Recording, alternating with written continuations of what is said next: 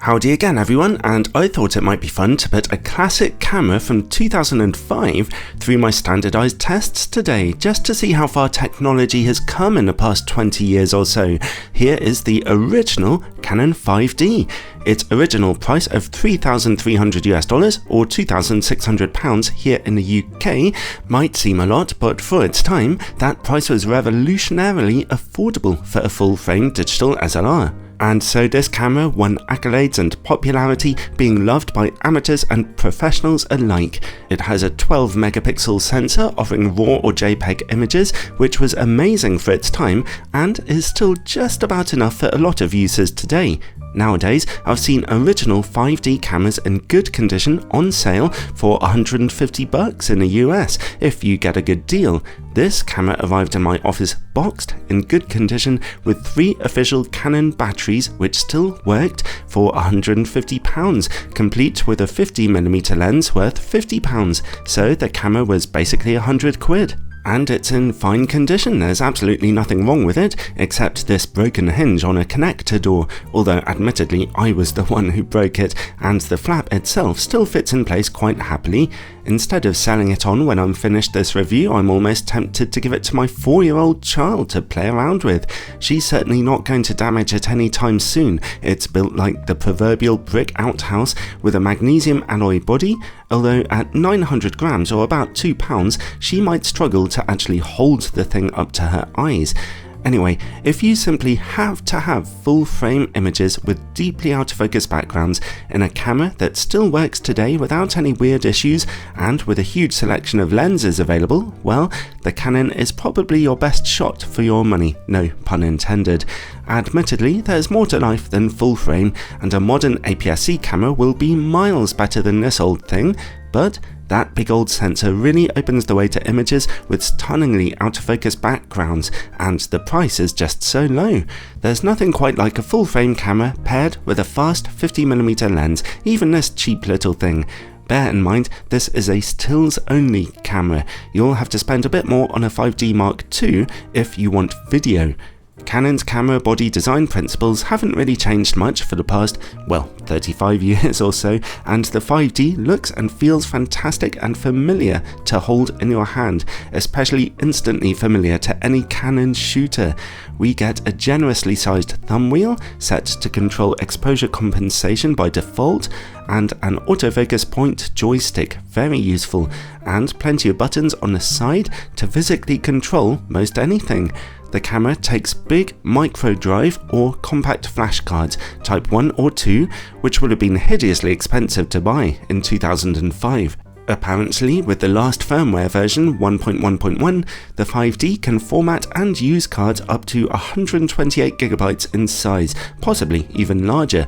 It uses big old Canon BP511A batteries, which will last for absolutely ages. On the other side of the camera, we get a PC Sync flash and N3 remote control terminals, as well as a USB Type 2.0 connection and composite video out. The USB connection is pretty slow though. On the top panel, we get a very simple mode dial with only one custom setting, a bit stingy really. The LCD panel on the other side is more important here than on newer cameras, kind of taking the place of a modern quick menu. After a single press, those buttons will adjust their respective settings by using either the rear thumb wheel or the top control dial, which is nice and quick to use, and the panel can light up nicely too. When it comes to autofocus, we just get 9 points here, kinda clustered around the middle, as usual for a full-frame digital SLR, and there is no live view mode. You can only compose your images and focus using the viewfinder, which is thankfully big and bright. You can choose your focus point with the little joystick, push it in to select the middle point, or get a camera to simply select the closest point by pushing the top right button. The camera does have a servo or continuous autofocus mode, which can actually keep pace with your subject pretty well. Check out that little 2.5-inch screen, it's not very good at all. Low resolution, and as I mentioned, no live view mode, although it's easy enough to browse your pictures with and zoom into the details and check if you were in focus or not. It's not a very bright screen either, and the colours aren't very easy to judge with it. Ultimately, the lack of any kind of live view mode on this camera will be most people's biggest problem. That makes it very difficult to compose an image with the camera held away from your eyeballs in any way. And it also means that contrast detection autofocus isn't available here, and I found the phase detection autofocus through the viewfinder was not the most accurate. The camera has a small number of features you'd see on a more modern camera, including long exposure noise reduction, mirror lockup, ETTL2 flash metering, and first curtain sync. It can shoot up to 3 frames per second, with buffer space for about 60 JPEGs, and pretty slow. The shutter and mirror mechanisms are nice and loud, as you can hear, and there's definitely no silent electronic shooting mode. Overall, the camera's build quality is pretty amazing, being big and tough, and the experience of using it is actually somewhat refreshing in a way, as it's so much more simple than newer cameras, in part because it has so few modern features to use and control. If you're happy shooting through a viewfinder only, then the camera is actually quite responsive and enjoyable to shoot with for the limited experience that it is, and a lot of the most important features for basic photography are here.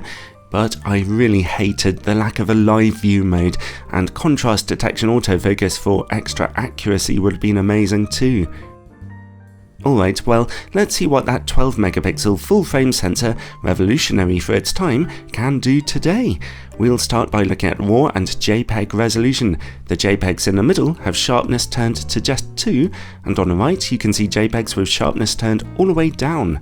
The RAW image on the left shows fabulous resolution. That image is incredibly sharp, well, for a 12 megapixel picture anyway. The JPEG image in the middle, with sharpening set to 2, looks nice, but already a bit over-sharpened to the point where fine details are blooming out. You might want to shoot with sharpness just set to 1 with this camera.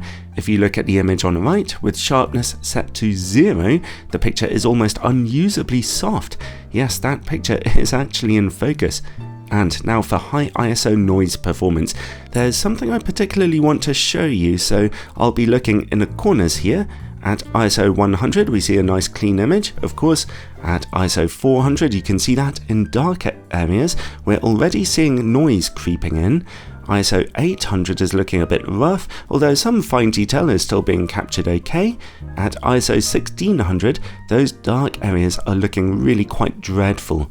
And now, up in the top right, I'll replace that ISO 800 picture with the camera's extended ISO 3200 option, which again looks even worse in those darker areas, although again, at least some fine detail is still being preserved. Well, back in 2005, this was actually a really impressive performance, and simply being able to shoot at ISO 3200 in the first place was considered somewhat of a novelty. Today though, you'll notice that while your images have good detail, noise is a serious problem in dark areas. Well, now let's see about dynamic range. Bear in mind, this camera predates highlight tone priority modes. With this camera, you'll have better luck bringing down your highlights than pulling up those noisy shadows. You can pull down highlights for a little dynamic range here. When it comes to colours and white balance, well, you can adjust your image profile and white balance quite a lot here, which is really very useful. Auto white balance in daylight was fine for me. Indoors though, in artificial light, we see an old school Canon problem from the past, in that everything is cast in a bright shade of yellowy orange, so you'll definitely want to use a custom setting there. Pleasingly, this camera has monochrome modes you can use with various colour filter effects. Looks good to me. You should also bear in mind though that the camera does not feature lens corrections, so your JPEGs will have plenty of vignetting in them at bright apertures, as well as distortion and lateral chromatic aberration, depending on the quality of your lens, of course. Okay, well, considering that this camera has no video mode, that's about all I have to show you. Is it worth getting the original 5D in 2024? Well, if you really can find one for just £100, then it could be worth a punt for a bit of fun. It has great build quality and good basic features. The pictures it produces look nice and detailed, and although there's plenty of noise to be seen in your shadows, your finished images can actually often look excellent. I'd say by far the biggest problem is that awful screen, its lack of live view, and resulting lack of contrast detection autofocus for extra accurate, if slower, focusing. Those issues drove me up the wall, and as a result, I would definitely recommend saving up for a bit longer and finding a 5D Mark II camera to shoot with instead, which is just an infinitely better camera in virtually every way, including 1080p video shooting. But hey, if you ever decide to give this original 5D a whirl, or if you used it yourself 20 years ago, let me know how you got on down in the description below. I'd love to hear your story.